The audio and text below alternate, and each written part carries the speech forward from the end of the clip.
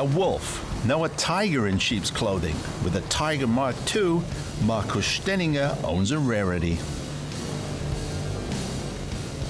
This is a Series 2 Tiger, and there were only 633 units built.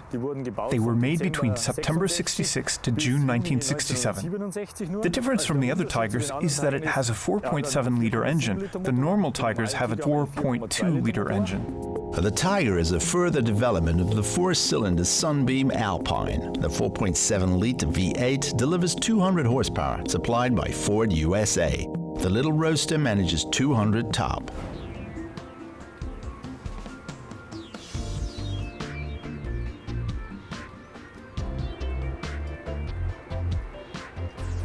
Mid-60s, the company Sunbeam commissioned the American constructor Carroll Shelby to breathe more sportiness into the Roadster.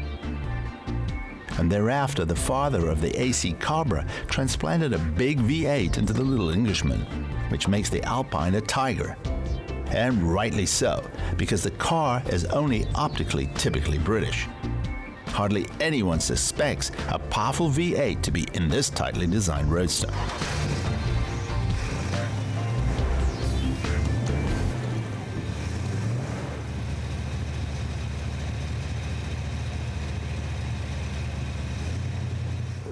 Most people don't know this car. Many consider it to be a Triumph, with a maximum 2-liter engine and 100 horsepower, but there are simply 4.7 liters. As well as a Tiger moves, it can be just as temperamental. Yes, the first effort was not that great. The first prototype, developed by Ken Miles, they just put the engine in and drove it like that. Now this engine was positioned at the front, and so the car was undrivable. Carroll Shelby did more work. He cut the tunnel out, placed it further back. He placed the engine behind the front axle, thus the car is quite good to drive. Nevertheless, you should have respect for the performance offered. The engine is the well-known Ford small block with 289 cubic inches, which is 4.7 liters. This is the same engine that was used in the Cobra. It is a standard 4-speed top-loader transmission from Ford. The rear axle is a special English part, but the inner workings from Jaguar, so it all fits together. The engine output was 200 horsepower in the 4.7-liter engine. This one should now have something more. The weight of the car is about 1,270 kilos.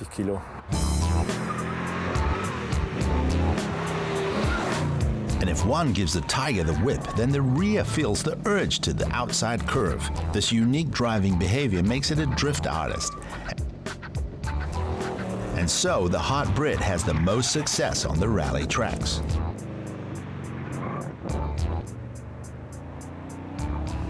The Tiger was successful as a rally car and achieved class wins at the Monte Carlo Rally in 1965, achieved the total victory of the Alpine Rally or at the Rally of Scotland.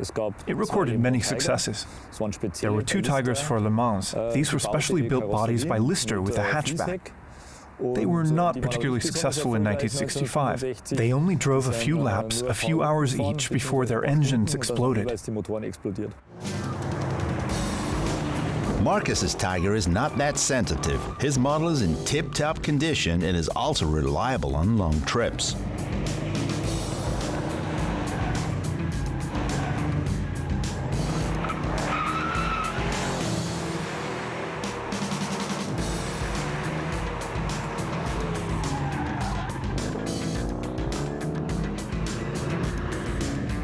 The Tiger enthusiast owns several models and uses them excessively for which they were built.